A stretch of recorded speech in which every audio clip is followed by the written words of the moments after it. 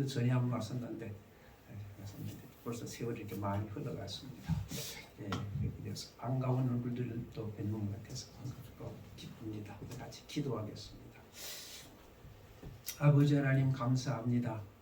하나님의 뜻이 계셔서 이곳에 귀한 동산을 세우시고 하나님의 말씀을 전하게 하시고 받게 하시며 이곳에서 하나님의 뜻을 이루가도록 역사하신 아버지께서 오늘까지 지켜주시고 인도하시고 여기까지 도우신 것에 감사드립니다. 앞으로도 이곳을 통해서 하나님 영광 높임 받으시고 하나님의 뜻을 아름답게 전하는 복된 장소 되게 하시고 성도님들에게 은혜 베풀어 주옵소서. 이 시간 이 부족한 종의 말씀을 들고 섰습니다.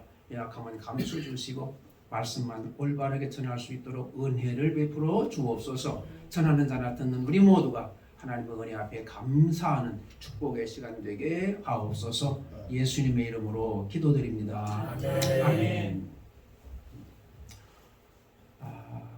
우리가 늘 잘 알고 있는 대로 이스라엘의 초대 왕은 사울이었고 이대 왕은 또 우리가 잘 아는 게 다윗 왕이었고 3대가 솔로몬이었는데 이 솔로몬 왕이 처음에는 지혜롭게 나라를 잘 다스렸지만 늙어서 이 아내들이 1000명이었으니까 이게 문제가 돼가지고 우상숭배에 빠집니다. 하나님이 나타나셔서 그러지 말라고 경고를 주었음에도 불구하고 돌이키질 않으니까 하나님께서 이제 저주를 선포하십니다. 네 아들 때에, 그러니까 르호보암 왕이지요. 내 아들 때에 내가 나라를 둘로 가르겠다. 그래가지고 나라가 둘로 갈라졌는데 남쪽은 유다 지파를 중심으로 해서 세워진 나라라 그래서 유다라고 부르고 북쪽은 10지파를 중심으로 해서 세워진 나라 그래서 이스라엘로 이제 불리게 됩니다. 남쪽 유다는 그래도 북쪽 이스라엘보다는 하나님을 오래 잘 섬겨서 나라가 좀 오래 또 지속이 되었고 나중에 또 마찬가지로 남쪽도 우상숭배 때문에 망해버립니다만은 북쪽 이스라엘은 너무나 참 우상숭배가 심했습니다. 초대 왕인 여로보암 때부터 우상숭배가 심해졌어요. 그래서 참 나라가 세움이 지면서부터 어려움에 이제 들어갔는데 특별히 아합 왕이라고 하는 왕이 있는데 그 우상숭배 여기 본문에 나오듯이 이제 아세라 바알을 섬기는데 아주 미쳐버린 여자지요. 왕비 이세벨이 얼마나 우상숭배를 심하게 했는지 또 그 치마폭에서 그 이세벨의 치마폭에서 이 아합왕이 그냥 질질질 끌려다니면서 남자 망신을 대표로 시킨 사람이 아합왕입니다. 참 이 아합왕만 보면 기분 나빠요. 그런데 이 아합왕의 부모님을 등장을 합니다. 이게 나라가 어지럽고 나라가 참 이 우상숭배 때문에 망해가고 하는 그런 형편인데 그 캄캄했던 시대에 선지자 엘리야가 등장을 합니다. 이 너무나 힘들고 어려운 때에 어떻게 해서 하나님이 또 엘리야를 보내셨고 또 엘리야를 통해서 우리에게 또 뭘 보여주기 위해서 이런 일을 하셨는지를 한번 우리가 잠시 짧은 시간이지만 살펴보면서 은혜를 나누기를 원합니다. 첫 번째는 하나님께 충성하는 신실한 성도들도 어려움을 만나고 또 내 마음대로 안 될 때가 있다는 것을 여러분 꼭 기억하시기 바랍니다. 아합과 이세벨이 앞장서서 얼마나 우상숭배를 참 심하게 했는지 참고 참으시던 그 하나님께서 더 이상 참으시지 아니하시고 이제 경고를 선포하시는 말씀을 봅니다. 그게 어디 나오냐 그러면은 열왕기상 17장 1절에가 바로 앞장에 나오고 있습니다.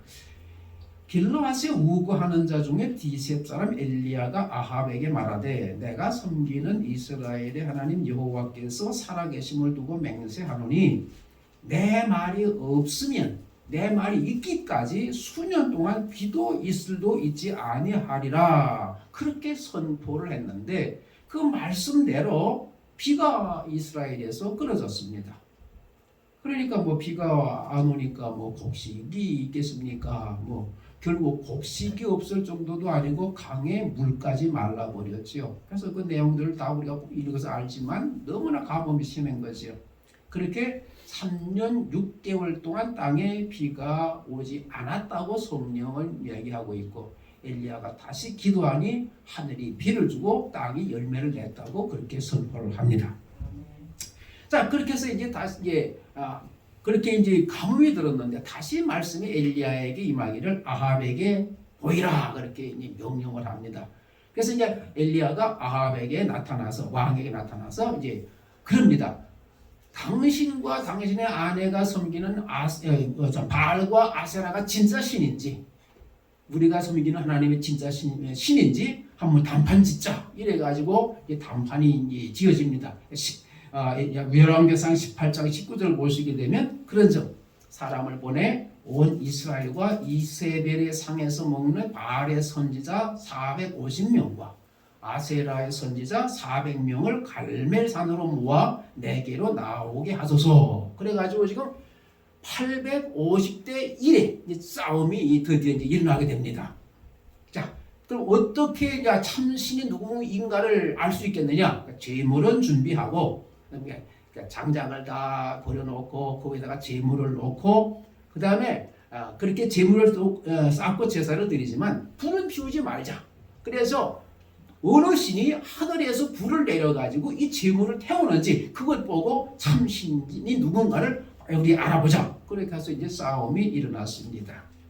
자, 그래서 먼저 너희가 숫자가 많으니까 바알과 아사라의 선지자 850명이 먼저 해라. 이래가지고 그들이 이제 먼저 이제 신에게 바알에게 불을 내려가지고 제물을 태우라고 그렇게 이제 합니다. 아침부터 시작해가지고 저녁 때가 될 때까지 그렇게 난리를 피웠어요. 안 되니까 막 칼로 몸을 찢고 피를 흘리면서 그렇게 막 불 달라고 그래도 불이 없어요. 본문에 보니까 열왕기상 18장 36절부터 이렇게 되어 있습니다. 저녁 소재 드릴 때에 이르러 선지자 엘리야가 나아가서 말하되 아브라함과 이삭과 이스라엘의 하나님 여호와여 주께서 이스라엘 중에서 하나님이신 것과 내가 주의 종인 것과 내가 주의 말씀대로 이 모든 일을 행하는 것을 오늘 알게 하옵소서. 여호와여 내게 응답하옵소서. 내게 응답하옵소서. 이 백성에게 주 여호와는 하나님이신 것과 주는 그들의 마음을 되돌이키심을 알게 하옵소서 하며 이에 여호와의 불이 내려서 번제물과 나무와 돌과 흙을 태우고 또 도랑에 물을 핥은지라 모든 백성이 보고 엎드려 말하되 여호와 그는 하나님이시로다. 여호와 그는 하나님이시로다 라고 이렇게 고백을 합니다. 자, 얼마나 놀라운 순간입니까? 자, 그렇게 하나님의 참 신이심을 모든 백성들이 고백을 하자 40절에 또 이렇게 말씀합니다. 엘리야가 백성들에게 이르되 바알의 선지자들을 잡되 그들 중 하나도 도망하지 못하게 하라 하며 곧 잡은지라 엘리야가 그들을 기손 시내로 데려다가 거기서 죽이니라. 850명을 죽여버렸어요. 자, 그러고는 이제 갈멜 산 꼭대기 올라가서 이제 기도를 하는데 기도를 하는 모습이 이 머리를 두 무릎 사이에 넣고 그랬어요.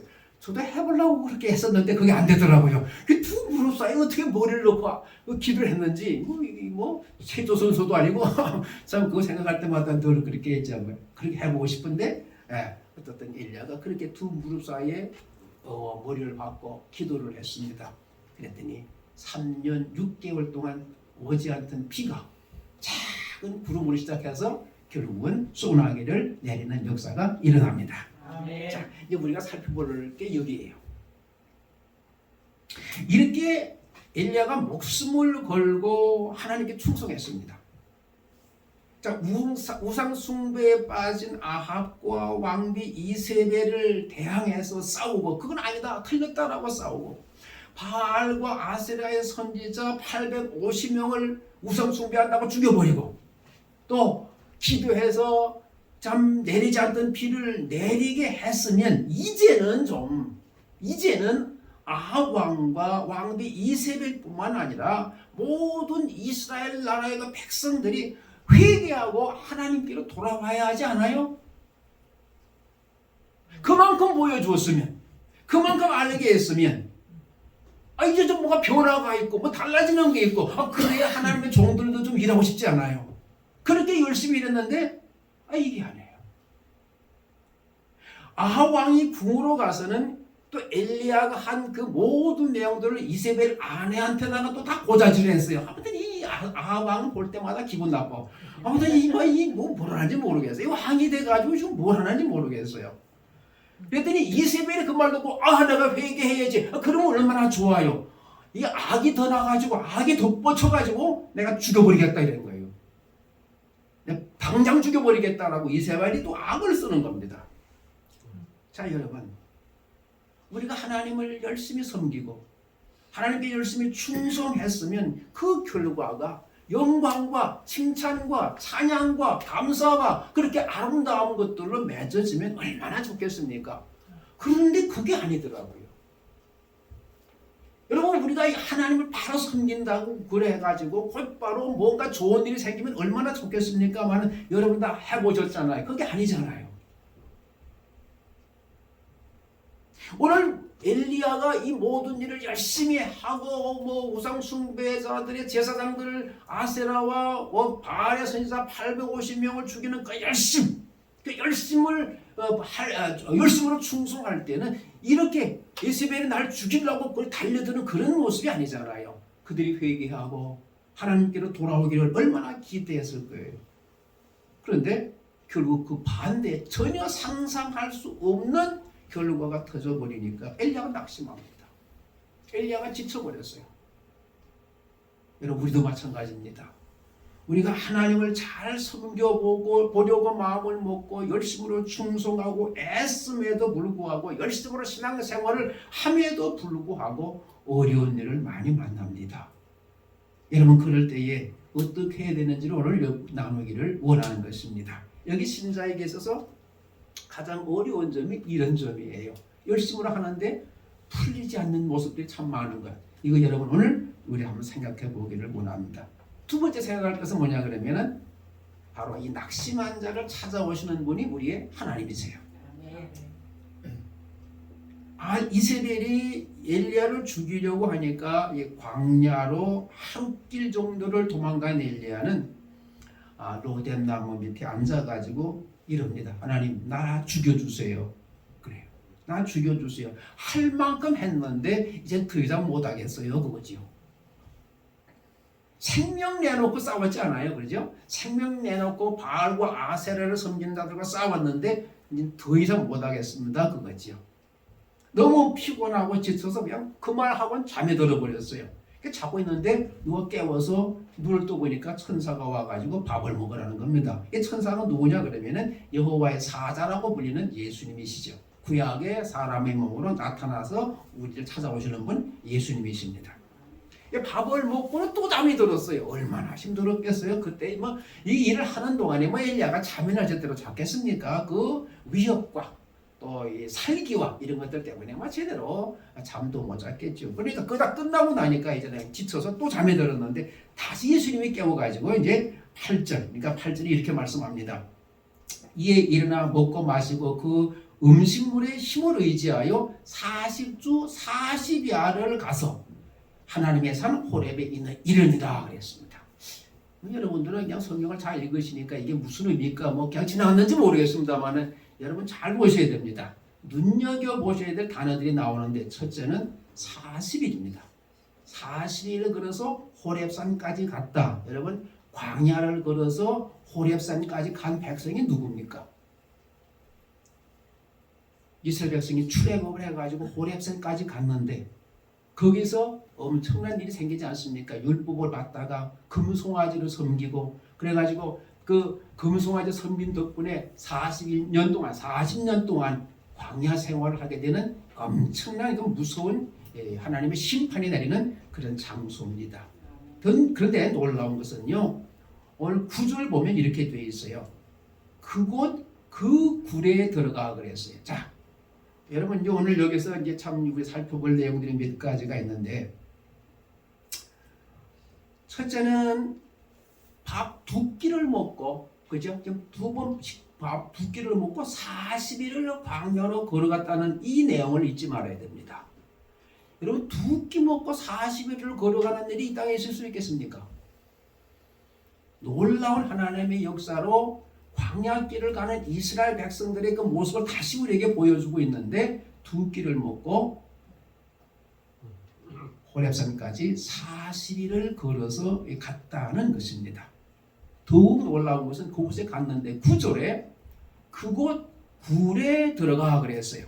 근데 원문에 보시게 되면 그곳 그 굴입니다. 그곳 그 굴에 들어가라고 관사가 딱 그 자가 붙어 있습니다. 그 말은 뭐냐 그러면은 히브리 원문에서 그곳 그곳 다 알지만은 그 자 그곳 그 굴인데 그 말은 그 굴이 한 번 이상 성경에 나와 있다는 겁니다. 자, 그러면 그 성경에서 그곳 그 굴이 성경에 어디에 나와 있을까라고 하는 겁니다. 자, 출애굽기 33장 22절과 23절입니다. 거기에 보면 이렇게 되어 있어요. 내 영광에 지나갈 때 내가 너를 반석 틈에 두고 내가 지나가도록 내 손으로 너를 덮었다가 내 손을 거두리니 네가 내 등을 볼 것이요 내 얼굴은 보지 못하리라. 내 얼굴을 보고 살 자가 없으리라. 그렇기 때문에 내 얼굴 보면 죽으니까 얼굴 볼 때 얼굴 못 보게 가렸다가 내가 지나가서 손을 거두면 내 등을 볼 것이다. 이 세상에 하나님 등을 본 사람은 엘리 하나뿐입니다. 아니 모세 하나뿐이죠. 그 다음에 아무도 본 사람이 없어요. 그렇기 때문에 예수를 보았다 하는 사람들은 다 몽땅 2단 3단이지 나 진짜가 아니라 알고 있습니다.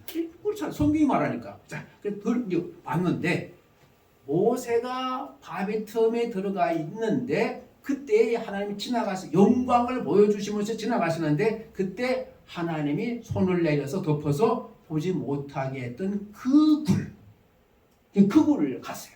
자, 모세가 갔던 그 굴, 지금 엘리야가 그 굴에 간 겁니다.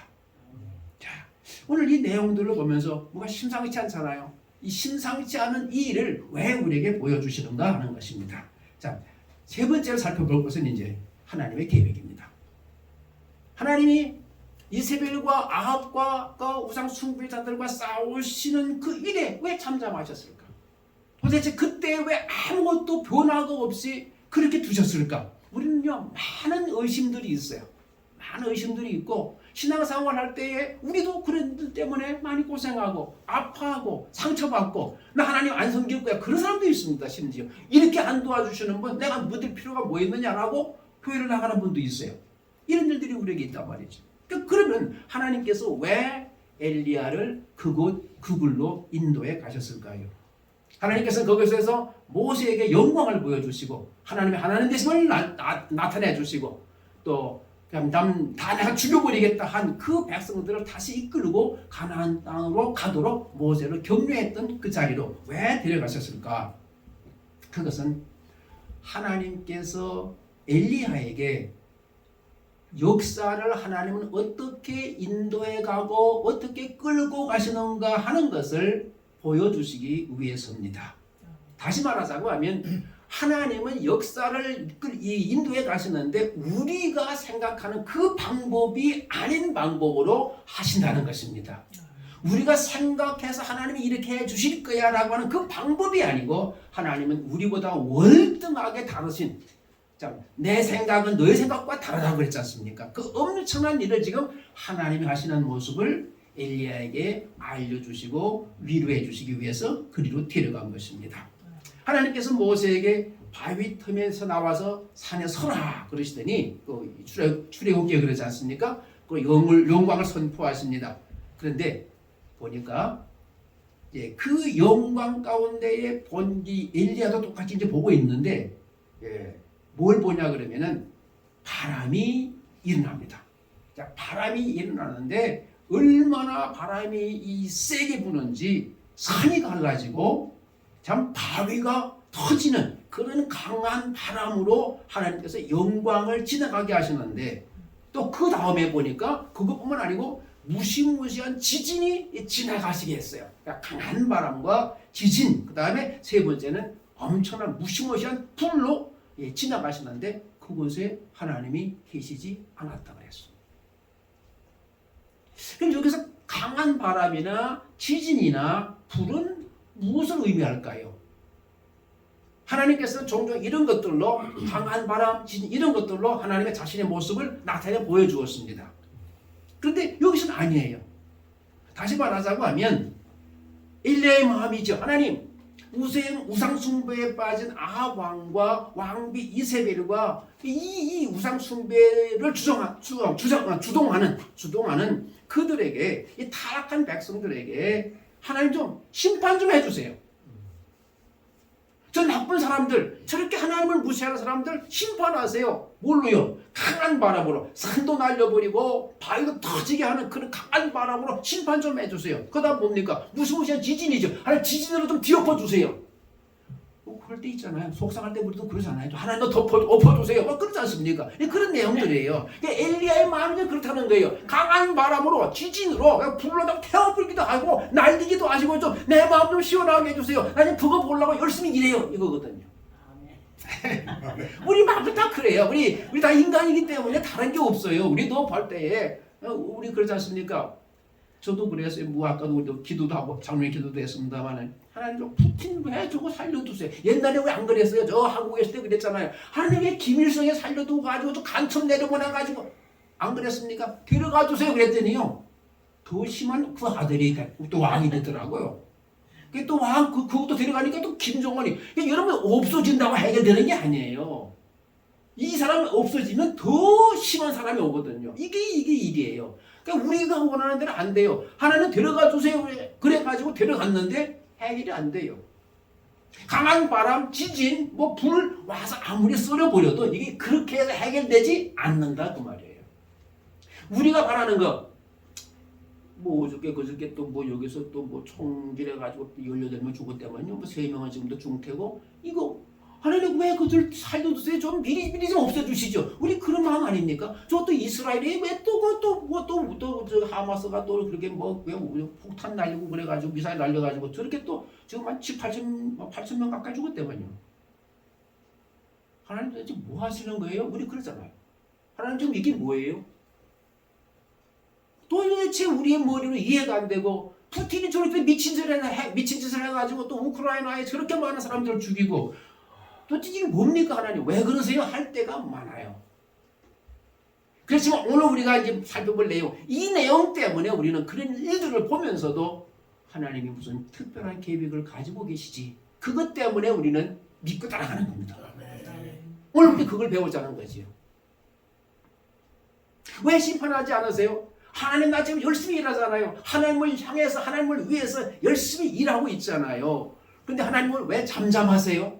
왜 안 도와주세요? 그게 오늘 엘리야의 불평입니다.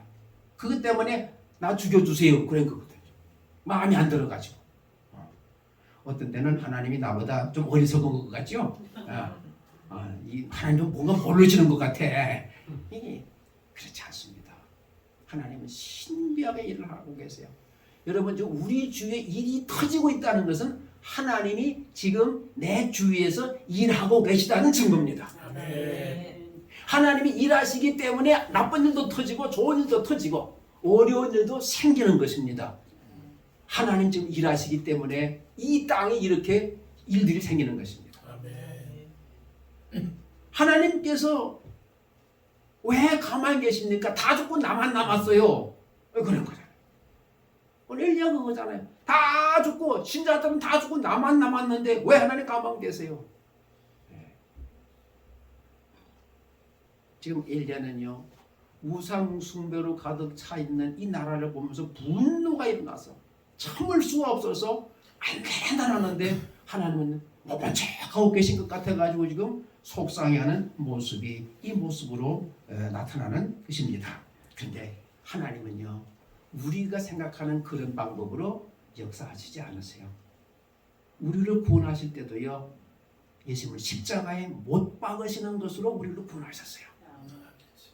우리는 영광스럽게 왕이 되어서 큰 영광 가운데 우리를 다 구원할 걸로 그렇게 다 생각하고 있어요. 그래서 사탄 마귀는 예수님을 죽이는 것으로 끝장 보려고 그렇게 예수님 죽이잖아요. 그런데 하나님은 사탄 마귀가 원했던 그 죽는 방법을 통해서 하나님은 우리를 구원하시는 겁니다. 역사하시는 하나님은 우리와 다르세요. 자, 그런데 오늘 살펴볼 마지막 주제입니다.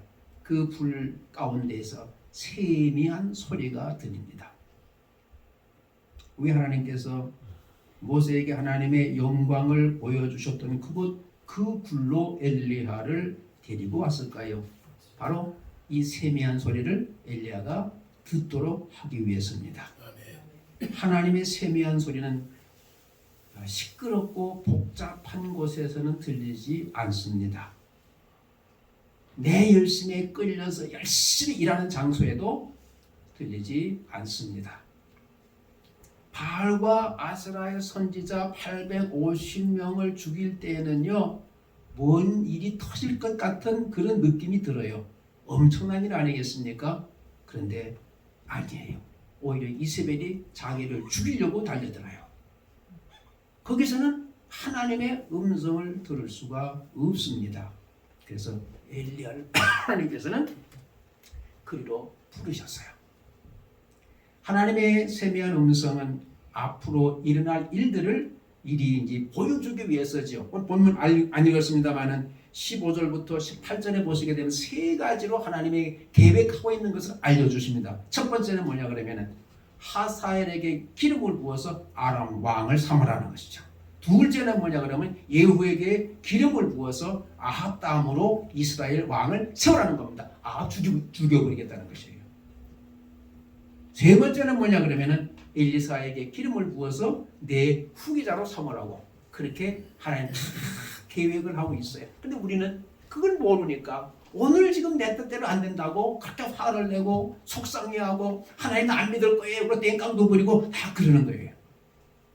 엘리야가 보기에 하나님은 아무것도 안 하시고 잠잠해 계시는 것 같이 보이지만은 하나님은 지금도 이 우주를 움직이시고 계십니다. 그 역사를 만들어가고 계십니다. 오늘 우크라이나와 러시아의 전쟁이 어떻게 될지, 하마스와 이스라엘의 전쟁이 어떻게 될지 우리는 아무것도 모릅니다만 하나님은 움직이고 계십니다. 말씀을 맺습니다. 하나님께서는 여러분의 모든 것을 보고 계시고 여러분에게 가장 좋은 것, 가장 복된 것들로 채워주시기를 기뻐하시는 우리의 아버지시라고 하는 사실을 결코 잊지 마시기 바랍니다. 내 뜻대로 안 되고 내가 바라는 대로 안 되고 내가 계획한 대로 안 된다고 할지라도 이것만은 놓치면 안 됩니다. 전혀 내 사정을 몰라주시는 것 같고 내가 지금 이렇게 아파하고 힘들어하고 괴로워하는 것에 대해서 전혀 모르는 것 같이 모르시는 것 같이 그렇게 보인다 할지라도 그때 의심하지 마시기 바라고요. 우리는 너무 답답하고 속상하고 눈물 나는 그런 일들을 만나지요. 어떻게 안 만나겠습니까? 그런 때라도 하나님이 내가 만난 모든 환경을 통해서 나에게 복 주시기 위해서 여기에 있게 했다라고 하는 이 사실만은 우리는 놓치지 말자는 뜻입니다. 그래서 엘리야처럼 하나님 바위를 부수고 산을 가르는 강한 바람으로 좀 지진으로 좀 엄청난 불로 좀 심판해 주세요 라고 말하고 싶지만 하나님은 그렇게 하실 수도 있지만 그렇게 꼭 하시지는 않습니다. 때에 따라서 이렇게도 하시고 저렇게도 하시는데 우리가 중요하게 발견해야 될 것은 하나님의 그 세미한 음성을 들어야 합니다. 이것만이 답입니다. 큰 일들이 생겨나요. 큰 일들, 엄청난 일들이 생겨나지만 큰 일 속에서도 일하시지만 우리 하나님은 우리 가운데 신자들 가운데 세미한 음성으로 하나님께 가까이 하는 자들에게 세미한 음성으로 들려주시면서 이 역사를 지금 만들어가고 계십니다. 우리 하나님의 세미한 음성은요, 여러분 우리 동생 집에 왔더니요 호박을 심어놨어요. 그런데 어느 날 보면 호박에 꽃이 피었고 거기다 또 이제 접을 붙여놓으면 며칠 되면 호박이 커지고 그냥 하루하루 다르게 커지는 거예요. 그 자라는 걸 본 사람이 아무도 없는데 며칠 지나면 이만해져요. 그러지 않습니까? 그렇게 하나님은 우리가 모르는 관심 없는 생각 안 하는 시간에 하나님은 하나님의 일을 오늘도 하고 계시다고 하는 사실을 꼭 마음에 두시기를 바랍니다. 우리가 힘을 써야 하는 것은 하나님의 세미한 음성을 들어야 한다는 것입니다. 하나님의 세미한 음성을 어떻게 들을 수 있을까요? 내 욕심 내려놓고 내 뜻도 내려놓고 조용히 하나님 무엇을 원하세요? 하나님 지금 이렇게 됐는데 나에게 뭘 바라세요? 어떻게 하면 좋을까요? 어떻게 하면 하나님 마음 시원하시겠어요? 이것을 물어서 답을 찾는 겁니다. 850명 죽여도 답이 없습니다.